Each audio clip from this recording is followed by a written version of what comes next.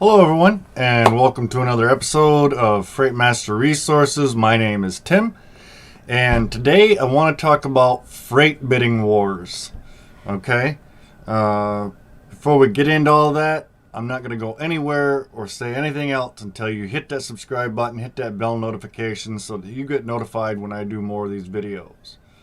Did you do it? Okay. All right. So, freight bidding wars. Something that I have not been exposed to in quite some time, but it actually happened to me today, and with a customer that normally doesn't do this, right? And for those of you that are new to the industry, whether you're a truck driver or maybe you're a new agent or you're starting your new brokerage and you're just now starting to acquire customers, or you're working with a broker, and you run into this situation with them. And I'm going to go through the scenario of what I ran into today. And again, it'd been quite some time, and it really sort of upset me.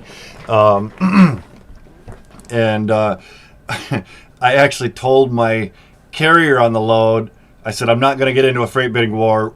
I said, I'm not going to work on this load. But they were very adamant about getting the driver, back to where he needed to be. And we ended up recovering the load. But here's the scenario from beginning, and I'll try to surmise it a little bit without getting too breathy, right? So I have a customer. I've been pretty much like their go-to guy, right? They get a hold of me on the weekends when they can't cover freight or another broker drops the ball. In fact, as a matter of fact, this past weekend, they had several loads that they had covered. They had allowed a new broker in to kind of help assist with some of the freight because, to be honest with you, there's so much of it there. I can't get to all of it. As much as I would love to, it's nearly impossible with everything else that I have. But I am working on it, and we're adding more agents and things to help take care of that. But anyway, so that being said, I was kind of surprised that this happened to me today. And they had a load that was going to Texas. And I got a hold of them, said, hey, I've got a secured truck for you. Here's the rate, and I fully expected, there wouldn't be any issues, just like, all the times before. And he replied, it was our load. Because this was all happening through text because I have his cell phone number. And then I get a message a few minutes later saying, hey, I've got someone else to cover this for $3,500. Thanks anyway. And I'm like, what? And it was, I mean, it kind of set me back for a minute, and I got kind of upset because it was my load. Had I received the tender on it yet? No. But I had basically confirmation that the load was ours. I was just waiting for them to send it over to us. And it hadn't happened before. And so I let my carrier know. I said, apparently they found someone moments later that, I was being honest with them, that was able to do it cheaper, and they're pulling the load away from us. And then they asked how much less they were doing it for, and I flat out told them. And they said, okay, well, let's do that. And I said, well, I don't want to get into a bidding war with this other broker, right? Have them come back a few minutes after we counteroffer, and then them counteroffer again, and then who ends up suffering, right? Your carrier does. And I didn't want to do that. I don't want to be known as that broker. I'm not the cheapest broker out there, and I'm also not the most expensive broker. And that's ultimately really kind of where you want to be, somewhere in the middle. And I just wasn't going to get into this because it's a waste of time. You'll beat your head against the wall trying to cover this freight, going back and forth carriers when you could have been booking other loads in the process, right? Or making cold calls or doing something else. And it just gets frustrating. And like I said, I was really kind of surprised by that. And against my better judgment, and I even, like I said, and I called the driver's dispatcher back, and I told him, I said, I really don't want to do this, and I explained the situation, but they've run for me before, and so we've started to kind of build that relationship, and they understand and everything, and told me not to get too upset about it because I was a little hot, but anyway, we ended up getting the load. And then went on about our day. When you have customers that do that, there again, it becomes very time consuming in your day to do that. And then you really kind of never know, where you need to be. Am I going to post the rate for $1,000 less than where I know it needs to be? 500, 100, 200, 300, what is it? What is it that's going to make the customer happy? And we as brokers do not work directly for the customer or the carrier, okay? We are an intermediary.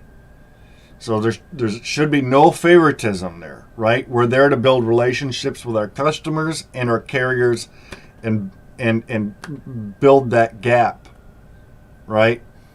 And unfortunately, I think that for a lot of brokers, especially when they first come in, they're being falsely taught that, the customer is the one that we need to be, most focused on, and they kind of, beat the carrier up, whether it's on rates or be a little bit deceptive on what the load actually entails or whatever, just to get them under it and go. And it's an unfortunate thing.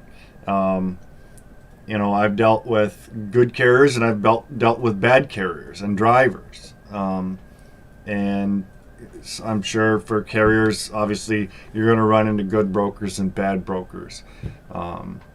But I keep the ones that are good, right? Ones that I know that I can rely on. I don't have to keep performing check calls on them. Things like this. They do their job. I do my job. If there's an issue, the driver should have the ability to call me, basically day or night. And they do. If something were to happen, obviously it's fairly rare when it happens, but it's my load too. I'm just as responsible for it as the driver is when he picks it up.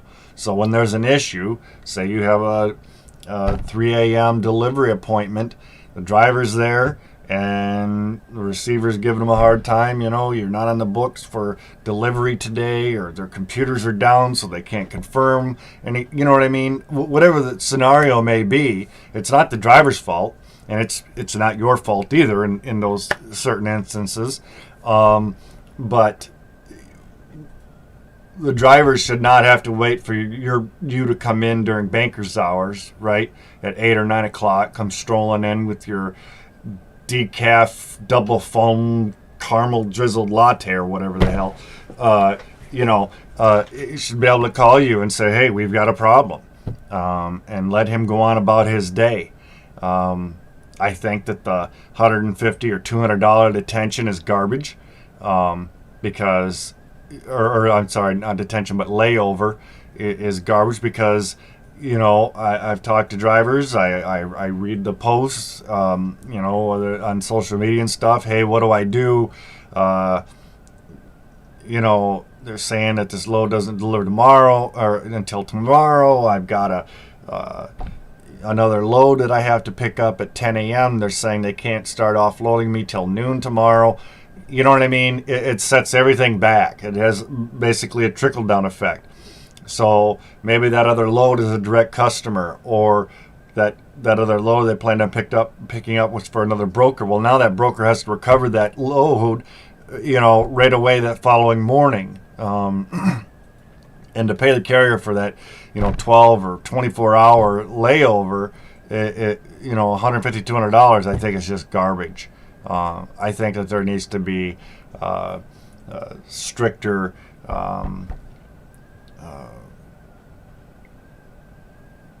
it needs to be higher, right? And because that layover ultimately would get passed on to the customer. And if the customer isn't, because I have had customers basically say, yep, in fact, I had it happen this week, booked the load, and this customer's gotten more and more like this, and I'm cutting them loose. I'm done. Changing the load requirements after the fact, and things like this, or changing delivery dates or times, and things. And we had a load that was supposed to deliver today, and then now they want it to deliver tomorrow. Fortunately, the driver in this particular instance had a mechanical issue, and it held him up for like half a day. So it all ended up working out. But had it not, I would have called the receiver and more or less forced them to offload him on Thursday, or asked him what he felt was fair for basically a 24-hour layover. Because I get there again. I think the $150, $200, depending upon what it is, your rule of thumb is. I just think it's garbage. They more or less move America, right? We all do. It should be a partnership, not an us versus them. And you guys have heard me say that before in previous videos and things. But boy, I'm really upbeat today. I just noticed that. I'm just kind of droning on, I guess. But yeah, don't let yourself. I got a little off topic there. Don't let yourself get into a bidding war. There are plenty of more customers out there. Just keep cold calling, perfecting, and maybe you don't have a sales background, or you're not used to doing sales. Those shipping managers, those decision makers, they're the same as anybody else. They're nobody to be afraid of. I talked to several people earlier this week, brand new coming into the industry, and that was one of their biggest things was getting new customers, right? And nobody told them, how to approach that. They went in, they took a class, they did a schooling. In fact, if you are looking for schooling, get on Facebook and look up Shaggy's training course. You'll find him. He's on there, and I wish I should have grabbed the link and done that, but I'll probably edit this video in the description and drop a link to his page in there. But they'll go through everything. Very, very popular. A lot of people basically go through that and just hit the ground running. I mean, they're going. It's really, really in depth, not just the basics. Here's the requirements of what you have to have, your surety bond, and yada yada yada, how to file for for your authority and stuff, and then kick you loose. Which is unfortunately how so many of these are done. I mean, they're just cookie cutter training courses, right? They don't really cover a lot of the other things that we end up doing during our day to day. And it's very, very unfortunate. So, like I probably mentioned in previous videos, when I first started out, I was lost. But fortunately, after I did pick up my first customer, I actually had a couple of brokers that offered me a few tips and things, and a couple of drivers I spoke to. They had mercy on me and talked to me a little bit and expressed some of their pain points. And your customers trying to pull a fast one on you, and then when I started to look into it, they were right. And sometimes customers do that. We being the brokers, sometimes it's our fault, sometimes it's not, just depending upon the situation involved. And I hate to be so vague, but there's so many. You could have a bad broker that's creating an issue for the carrier, or it could be the customer giving bad information. I have had that, and I refuse to work with a customer that does that. And there again, this is why I'm going to end up dropping this customer, because it's getting too too frequent. It eats up your day, and it makes the carrier frustrated, the driver frustrated, and things. But yeah, you don't want to be there again. You don't want to be the most expensive. You don't want to be the cheapest. And with some of these new people that I've been talking to, they're like, I've been turning. I did get a customer, and they wanted me to turn in my rates on a few lanes, and I looked at the load board and what the market was, and I did under that to be the cheapest, and I'm going, no, that's not how that works,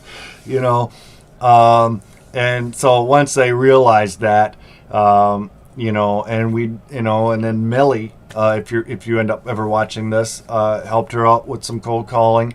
We spent quite a bit of time on the phone, and things, and I really love talking to the new people, and you drivers out there, and things. I really do enjoy it,